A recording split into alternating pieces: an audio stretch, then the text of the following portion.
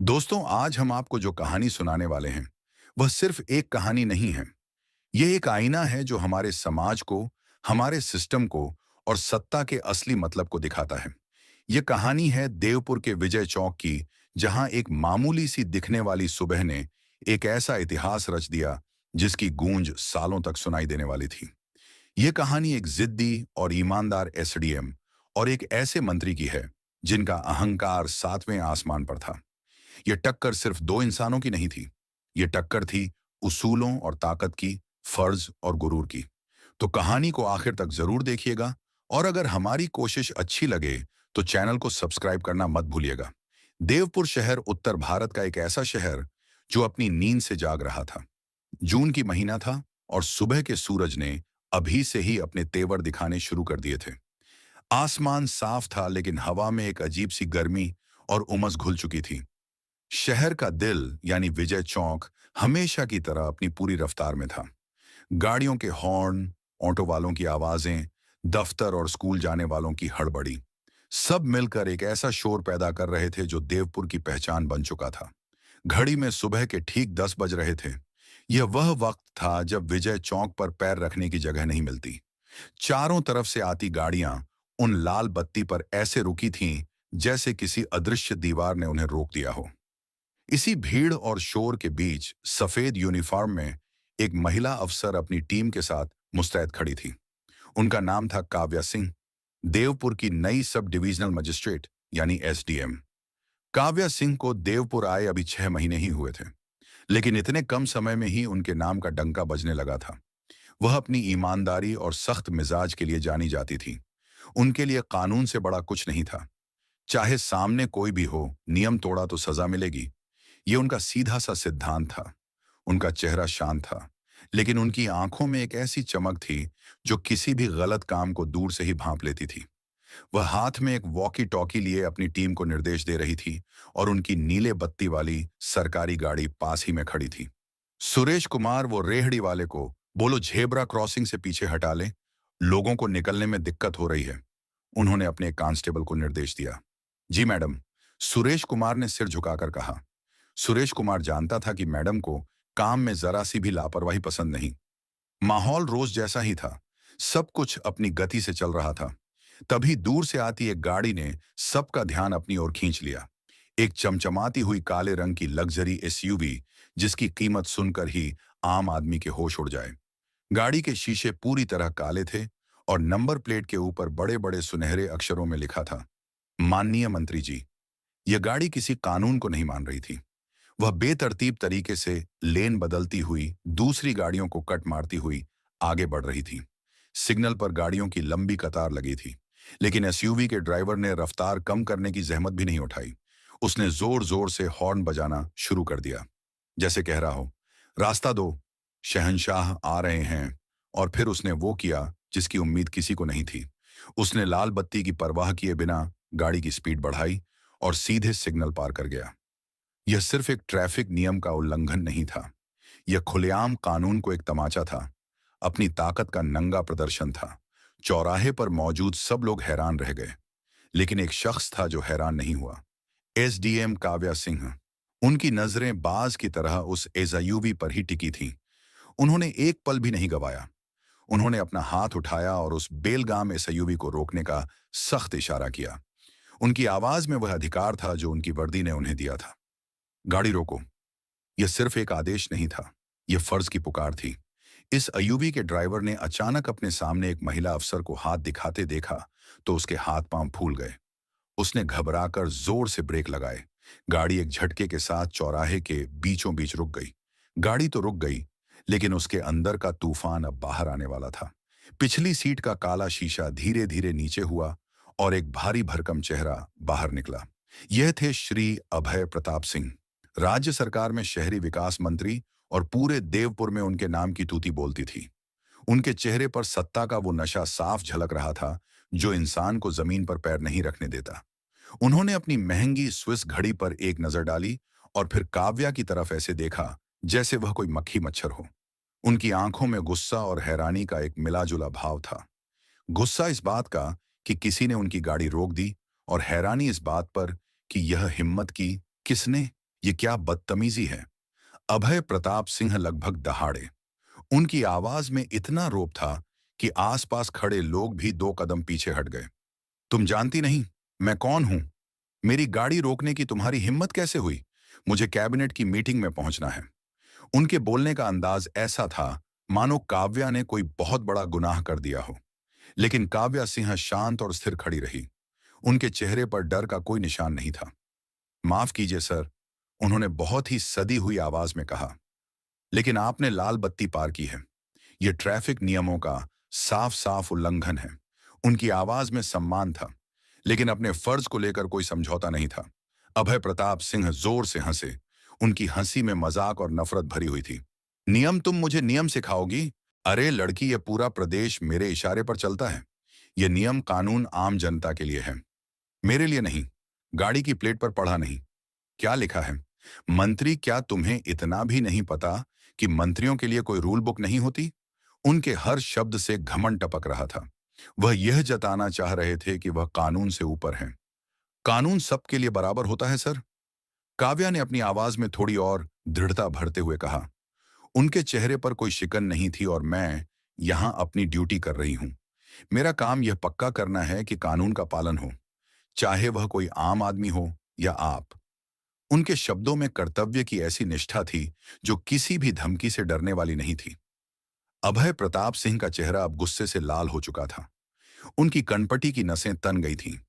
Duty? तुम जैसी 1-2 कौड़ी की अफसर मुझे ड्यूटी का पाठ पढ़ाएगी? उन्होंने उंगली दिखाते हुए कहा। तुम्हारी औकात क्या है मेरे सामने? तुम्हें मेरी बात माननी चाहिए, मुझसे सवाल नहीं करने चाहिए। ये सब करके तुम अपनी नौकरी से हाथ धो बैठोगी, समझी? उन्होंने आकृति को डराने की अपनी सबसे पुरानी और कारगर तरकीब अपनाई, पद और ताकत का डर दिखाना। काव्या ने एक पल के लिए भी अपनी नजरें नहीं झुकाईं। उन्होंने सीधे अभय प्रताप सिंह की आंखों में देखा। उनकी आंखों में डर नहीं, बल्कि एक फौलादी इरादा था जो किसी भी तूफान से टकराने के लिए तैयार था। सर, मैंने इस वर्दी को पहनते वक्त देश के संविधान की कसम खाई है, अपना काम पूरी ईमानदारी और निष्ठा से करने की। आपको जुर्माना तो भरना ही होगा। यह कहते हुए उन्होंने अपनी जेब से चालान बुक निकाल ली। यह सिर्फ एक किताब नहीं थी, यह उनके अडिग संकल्प का सबूत था। अभय प्रताप सिंह ने अविश्वास से आकृति को देखा। उन्हें यकीन ही नहीं हो रहा था कि कोई मामूली सी एसडीएम उन्हें इस तरह चुनौती दे सकती है। उनके दिमाग में शायद यह बात कभी आई ही नहीं थी कि कोई उनके सामने ना भी कह सकता है। उनके चेहरे पर एक घिनौनी मुस्कान आई, जिसमें गुस्सा और बेइज्जती का जर घुला हुआ था। तुम्हारा घमंड तोड़ना ही पड़ेगा। वह फुसफुसाए और फिर उन्होंने वह किया जिसकी कल्पना भी किसी ने नहीं की थी। उन्होंने अपना भारी हाथ उठाया और बिना कुछ सोचे समझे काव्या सिंह के गाल पर एक जोरदार अपमानजनक थप्पड़ जड़ दिया। थप्पड़ की आवाज इतनी तेज थी कि जैसे पूरे चौराहे पर बिजली गिर गई हो। गाड़ियों का शोर, लोगों की बातें, सब कुछ एक पल में थम गया। चारों तरफ एक भयानक सन्नाटा पसर गया। मंत्री के ड्राइवर ने डर के मारे अपनी गर्दन अंदर खींच ली। आसपास जो लोग इस तमाशे को देख रहे थे, वह सब के सब सन्न रह गए। कुछ लोगों ने तो डर और हैरानी से अपने मुंह पर हाथ रख लिया। आकृति का चेहरा एक तरफ घूम गया था। उनका गाल पल भर में लाल हो गया था, लेकिन उनकी आंखों में आंसू की एक बूंद भी नहीं थी। आंसुओं की जगह उनकी आंखों में एक ठंडी खतरनाक चमक थी। एक ऐसी चमक जो बता रही थी कि यह थप्पड़ उन्हें तोड़ेगा नहीं, बल्कि फौलाद बना देगा। उन्होंने धीरे धीरे अपना चेहरा सीधा किया और मंत्री की आंखों में देखा। अभय प्रताप सिंह, उनकी आवाज इतनी शांत और साफ थी जैसे हर शब्द में लोहा भरा हो। तुमने सिर्फ एक औरत या एक अफसर पर हाथ नहीं उठाया है, तुमने इस वर्दी पर हाथ उठाया है, इस देश के कानून पर हाथ उठाया है, और हर उस नागरिक के भरोसे पर हाथ उठाया है जो इस सिस्टम पर यकीन करता है। तुमने इस लोकतंत्र की नींव पर हमला किया है। उनके शब्दों में दर्द नहीं था, उनके शब्दों में न्याय की पुकार थी। अभय प्रताप सिंह का अहंकार अभी भी 7वें आसमान पर था। थप्पड़ मारकर उन्हें लगा कि उन्होंने बाजी जीत ली है। वो अकड़ कर बोले, तो क्या कर लेगी तू? है मेरा कोई कुछ नहीं बिगाड़ सकता। मैं मंत्री हूं। अभी इसी वक्त एक फोन घुमाकर तुझे सस्पेंड करवा दूंगा। तुम जैसी 10 अफसर मेरे बंगले पर पानी भरती है। काव्या ने उनकी धमकियों पर कोई ध्यान नहीं दिया। उन्होंने बड़ी शांति से अपनी जेब से अपना सरकारी फोन निकाला। उनके हाथ जरा भी नहीं कांप रहे थे। देखते हैं सर, उन्होंने फोन पर एक नंबर डायल किया। यह नंबर था देवपुर के पुलिस कमिश्नर श्री आलोक सिन्हा का। हेलो कमिश्नर सर, मैं एसडीएम काव्या सिंह बोल रही हूँ। मैं विजय चौक पर ड्यूटी पर हूँ। यहाँ शहरी विकास मंत्री श्री अभय प्रताप सिंह ने पहले तो लाल बत्ती तोड़ी, और जब मैंने उन्हें नियम के अनुसार रोकने की कोशिश की तो उन्होंने सबके सामने मुझ पर हाथ उठाया, मुझे थप्पड़ मारा। उनकी आवाज में कोई घबराहट नहीं थी, सिर्फ तथ्यों का सीधा सीधा बयान था। दूसरी तरफ फोन पर कमिश्नर आलोक सिन्हा की आवाज में चिंता और हैरानी साफ सुनाई दे रही थी। अभय प्रताप सिंह के चेहरे पर अब पहली बार चिंता की लकीरें उभरी। उन्हें उम्मीद नहीं थी कि यह लड़की इतना बड़ा कदम उठा लेगी। सीधे कमिश्नर को फोन, यह तो उन्होंने सोचा ही नहीं था। उन्हें अपनी गलती का एहसास हल्का हल्का होने लगा था। सर, काव्या फोन पर कहती रही, मैं आपसे निवेदन करती हूं कि इस मामले में तुरंत और सख्त से सख्त कार्रवाई की जाए। यह सिर्फ मेरा व्यक्तिगत अपमान नहीं है, यह पूरे प्रशासन का, पूरी व्यवस्था का अपमान है। अगर आज हमने इन्हें सबक नहीं सिखाया तो भविष्य में कोई भी कानून का सम्मान नहीं करेगा। यह कोई बदले की मांग नहीं थी, यह न्याय की स्थापना के लिए एक अपील थी। फोन रखने के बाद काव्या ने फिर से अभय प्रताप सिंह की ओर देखा। उनकी नजरें मिली और इस बार अभय प्रताप सिंह अपनी नजरें झुका गए। सर, आपकी यह गाड़ी जब्त की जा रही है, काव्या ने ऐलान किया, और आपके खिलाफ सरकारी काम में बाधा डालने, एक पब्लिक सर्वेंट पर हमला करने और ट्रैफिक नियमों का उल्लंघन करने के आरोप में एफआईआर दर्ज की जाएगी। पुलिस आपको यहीं से हिरासत में लेगी। काव्या के चेहरे पर अब कोई हिचकिचाहट नहीं थी। वह अपने फैसले पर चट्टान की तरह खड़ी थी। अभय प्रताप सिंह अब गुस्से से भड़क उठे, लेकिन उनके गुस्से में अब डर भी शामिल हो गया था। तुम पागल हो गई हो, तुम जानती नहीं तुम किसके साथ पंगा ले रही हो। मैं तुम्हें बर्बाद कर दूंगा, देख लूंगा मैं तुम्हें। तभी दूर से वह आवाज सुनाई दी जो हर अपराधी के दिल में खौफ पैदा कर देती है। पुलिस के सायरन की आवाज।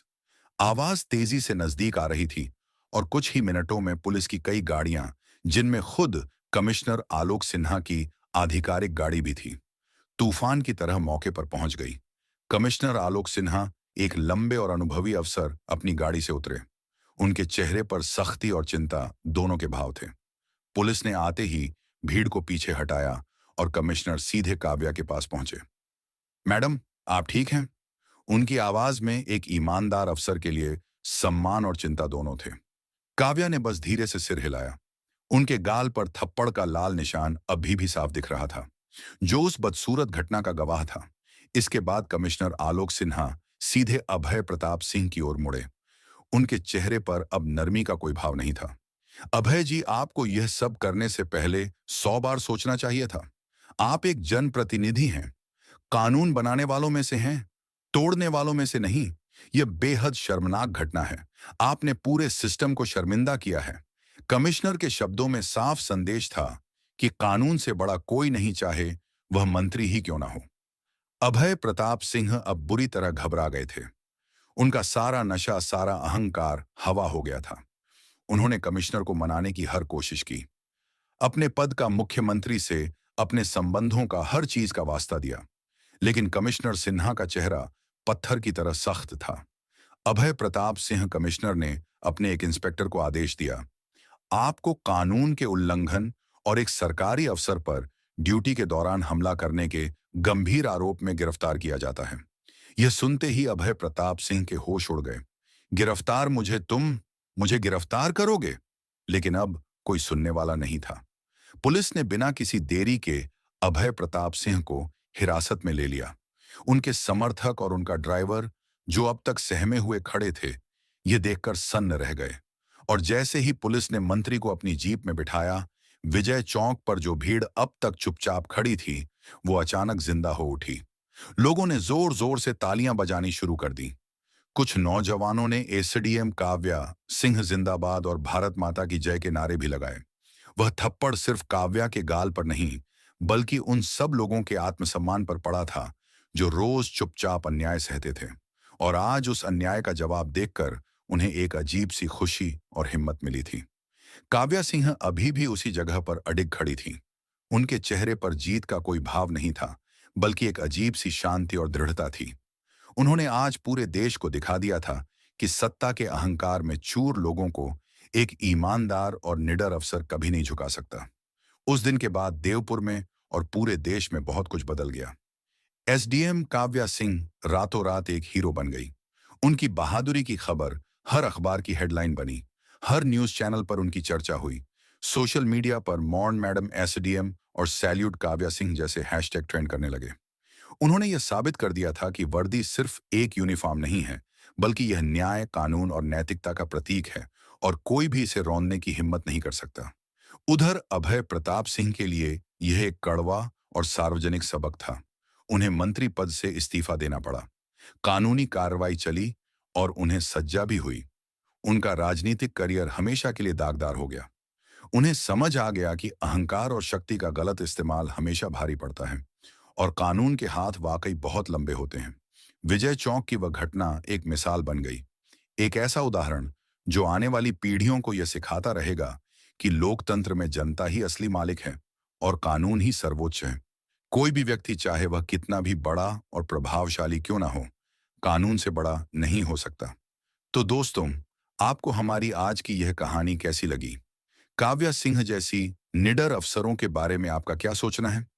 क्या हमारे देश को ऐसे ही और अधिकारियों की जरूरत है? अपनी राय कमेंट्स में जरूर बताइएगा। और अगर यह कहानी आपके दिल को छू गई हो, तो प्लीज हमारे चैनल को सब्सक्राइब करें और इस वीडियो को एक लाइक जरूर कर दें। आपका एक लाइक हमारा हौसला हजारों गुना बढ़ा देता है। धन्यवाद।